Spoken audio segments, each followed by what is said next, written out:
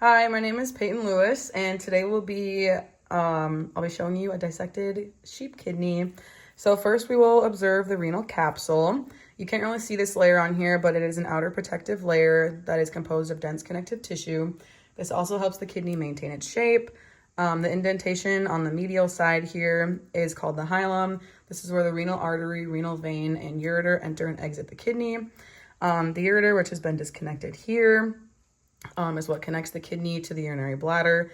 Now the two blood vessels are a little hard to locate, but you can see where they separate right here.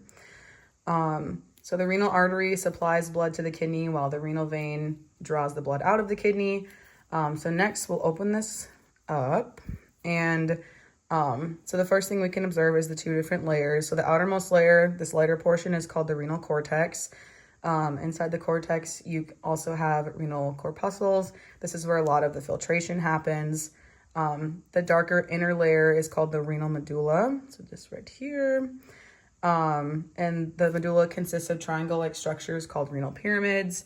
So now we can look at this other half here where I've dissected it a little further. So we can get a better view of these renal pyramids right here. And like I said, these are triangle-like structures, and they meet up.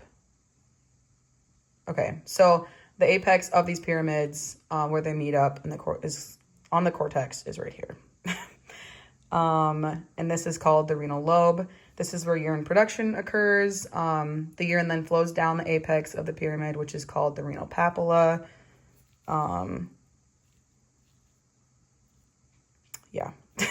So now the renal papilla discharges urine into a cup-like structure. You can kind of see that here. Right there. And this is called the minor calyx. So these are usually kind of hard to see, but it's like right in here. There's another one.